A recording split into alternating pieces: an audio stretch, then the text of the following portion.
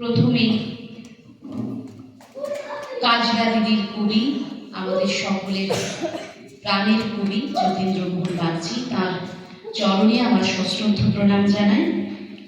প্রীতম ভট্টাচার্য, প্রীতম দা কথা শিল্পের, তার আন্তরিক আমন্ত্রণে আজ এখানে উপস্থিত হতে পেরে সত্যিই ভালো লাগছে। এবং দর্পণ মুখের খোঁজে এবং কথা শিল্পর আজকে এই যে যৌথ আয়োজন, এই দিনটিকে স্মরণ করা বেশ কিছু বছর ধরেই তারা করে আসছেন, এবং যেভাবে তারা যা উদ্যোগ গ্রহণ করছেন সারা বছর ধরে এই মানুষটিকে মনে রাখার জন্য, বিশেষ করে তার সৃষ্টিকে আরো বেশি করে তরুণ প্রজন্মের মধ্যে ছড়িয়ে দেওয়ার জন্য, আমি এবং আমার সংস্থা ছায়ানট কলকাতা আমরা সকলে তাদের প্রতি আন্তরিক কৃতজ্ঞতা জানাই। আমাদের যে সংগঠন ছায়ানট কলকাতা, আমরা মূলত 18 বছর ধরে কাজী নজরুল ইসলামের সৃষ্টি, প্রচার এবং প্রসারে কিছুমাত্র কাজ করার চেষ্টা করি।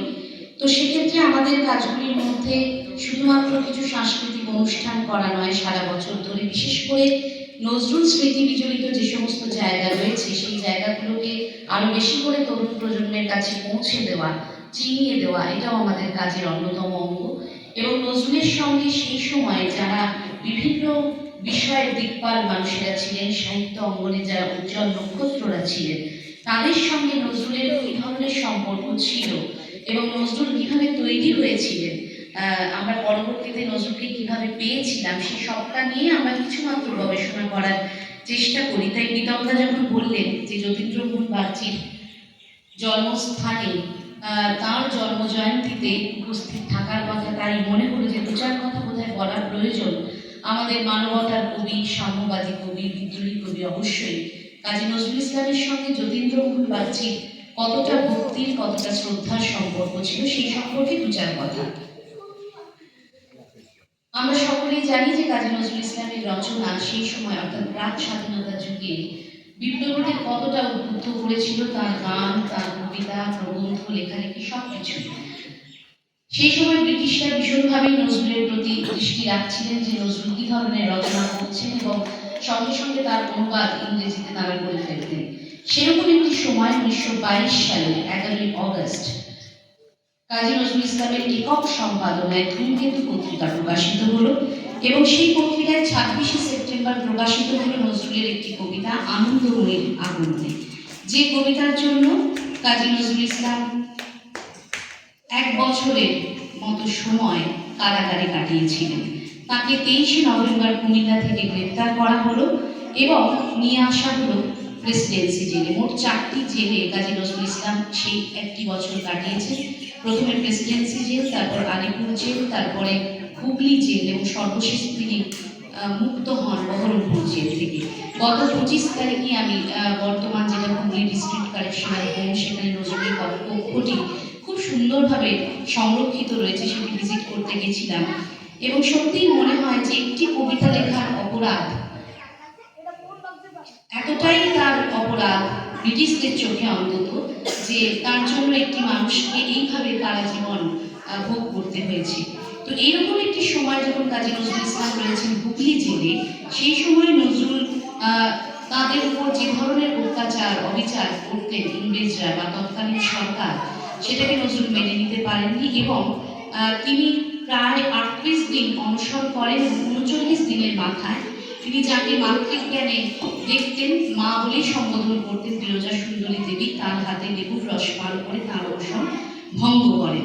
সেই সময় একটি তথ্য আমরা পাই, 1923 সালের 21শে মে কলেজ স্কোয়ারে, কলকাতার কলেজ স্কোয়ারে অনুষ্ঠিত এক জনসভায় হুগলি জেলে অনশনরত কবি কাজী নজরুল ইসলাম, সিরাজউদ্দিন, গোপালচন্দ্র সেন প্রমুখ কারাবন্দীদের উপর কারা কর্তৃপক্ষের নির্যাতনের তীব্র নিন্দা জ্ঞাপন করে এবং বেসরকারি জেল পরিদর্শক ডাক্তার আব্দুল্লাহ সোহরাওয়ার্দীর মাধ্যমে অনশনরত রাজবন্দীদের অনশন ভঙ্গ করার অনুরোধ জানাবার সিদ্ধান্ত নিয়ে 2টি প্রস্তাব গৃহীত হয়েছিল। এই সভায় সভাপতিত্ব করেছিলেন দেশবন্ধু চিত্তরঞ্জন দাস, এবং বক্তাদের মধ্যে যারা উপস্থিত ছিলেন তাদের মধ্যে অন্যতম কবি যতীন্দ্রমোহন বাগচি। তাছাড়াও উপস্থিত ছিলেন আরো অনেকে। কয়েকটি নাম: ভারতীয় সংবাদপত্র সেবক সংঘের সম্পাদক নীলাকান্তি বসু, সুলতান পত্রিকার পরিচালক মৌলানা মনিরুজ্জামান ইসলামাবাদী, হেমন্ত কুমার সরকার, অতুল চন্দ্র সেন সহ আরো অনেক রাজনৈতিক নেতা, কবি, সাহিত্যিকরা। সুতরাং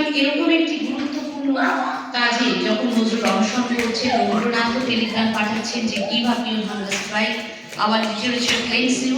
শরৎচন্দ্র চট্টোপাধ্যায় হুগলি জেলে তাকে দেখতে ছুটে যাচ্ছেন এবং সবাই ভীষণভাবে উদ্বিগ্ন। সেই সময় কিন্তু যতীন্দ্রমোহন বাগচিও সেই সভায় উপস্থিত থাকছেন এবং অনুরোধ করছেন যাতে তারা অনশন ভঙ্গ করেন। এরপরে আরো কিছু অনুষ্ঠানে যতীন্দ্রমোহন বাগচি এবং কাজী নজরুল ইসলাম একসঙ্গে হয়েছিলেন।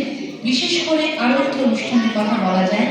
23শে আগস্ট 1921 সালে কলকাতার বেলঘরিয়া রসচক্র সাহিত্য সংসদের উদ্যোগে কবি যতীন্দ্রমোহন বাগচির সংবর্ধনা উপলক্ষে এক উদ্যান সম্মেলন অনুষ্ঠিত হয়। এই অনুষ্ঠানে নজরুল স্বরচিত তুমি কোন পথে এলে হে মায়াবী কবি এই কীর্তনটি সকণ্ঠে পরিবেশন করে তার অগ্রজ কবির প্রতি তিনি তার আন্তরিক শ্রদ্ধা নিবেদন করেছিলেন। এই গানটি পরবর্তীতে ধূমকেতু পত্রিকাতেও প্রকাশিত হয়।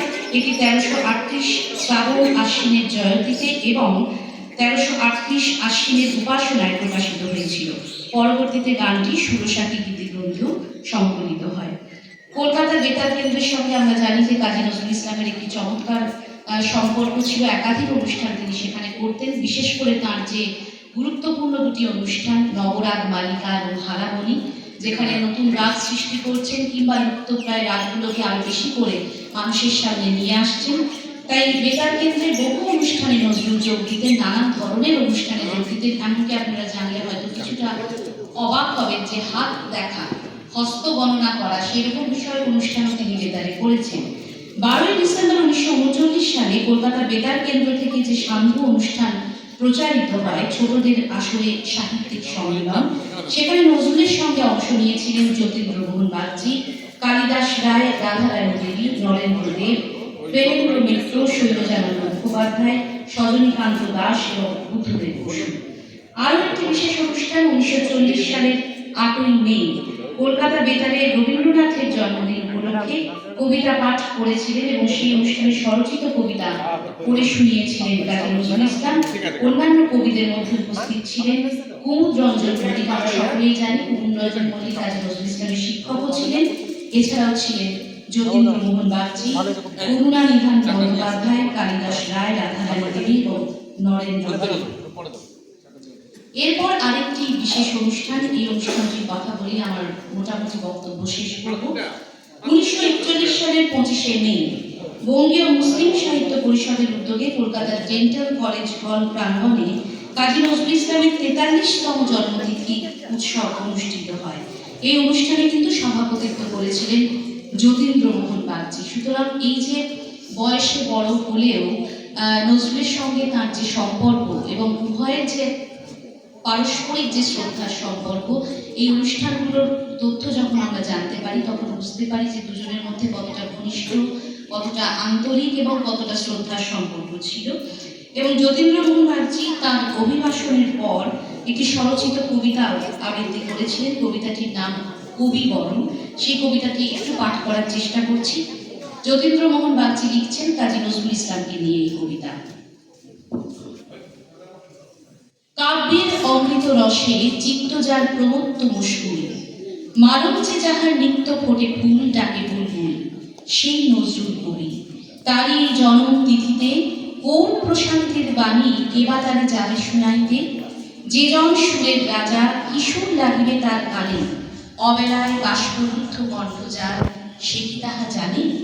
তবু শুধু এক কথা রহি রহি পড়ে আজি মনে, যে আর্ত জননী তার অরন্ত বেদনা বন্ধনে কাঁদে নিত্য নিরুপায়, যার লাগে বিদ্রোহী সে গিয়া নির্জিত নিষ্পৃষ্ট কণ্ঠে নিরন্তর মরে ভুমরিয়া, তাহার সে ভুলিবে না এ জীবনে কিংবা পরকালে, ঝঙ্কার টঙ্কার হতে সে কথা সে ফোটাবে হুঙ্কারে, ভুলাও মোদের মোহমিলনের মহদাত্ত স্বরে, রচিনব শান্তি কর্ম কলহের কুরুক্ষেত্র পরে, নিম্নে যত ভেদ গণ্ডি ঊর্ধ্বে হাসে অনন্ত আকাশ, শিল্পীরে বাঁধে না ধর্ম উনিকে স্পর্শে না জাতি বাস, বাণীর বেদনাদীপ্ত প্রতিভার নাহি আত্মপর, সেই সুরে পরিতল বংশীতম সহজ সুন্দর, বিদায়ের পূর্বে আজি বড় সাদ এই লুব্ধ শ্রবণে, শুনে যাব তোমারই জয়ের শঙ্খ সে মহামিলনে। যতীন্দ্রমোহন বাগচি যে আশা ব্যক্ত করেছেন তার কবিতায় যে কাজী নজরুল ইসলামের জাতি ধর্ম বর্ণ নির্বিশেষে তার যে সাম্যবাদী চিন্তা চেতনা, তার যে মানবতার কথা, সেটা তিনি চেয়েছেন যে সমগ্র সমাজের মধ্যে ছড়িয়ে পড়ুক। ঠিক এই সময় দাঁড়িয়ে, এরকম একটি বৈষ্ণব সমাজে দাঁড়িয়ে এবং বর্তমানে আমরা যে পৃথিবীতে বসবাস করছি সেই সময় দাঁড়িয়ে, বিশেষ করে এই বছর আমরা উদযাপন করছি নজরুলের সাম্যবাদী কাব্যগ্রন্থ প্রকাশের শতবর্ষ। তাই আমার মনে হয় যে আরও একবার যদি আমরা সেই চিন্তা চেতনা নিয়ে সকলে একত্রিত হই, তাহলে বোধহয় ভবিষ্যৎ প্রজন্মের জন্য আর একটি সুন্দর সমাজ আমরা উপহার দিতে পারি। সবাই ভালো থাকবেন, সুস্থ থাকবেন। নমস্কার।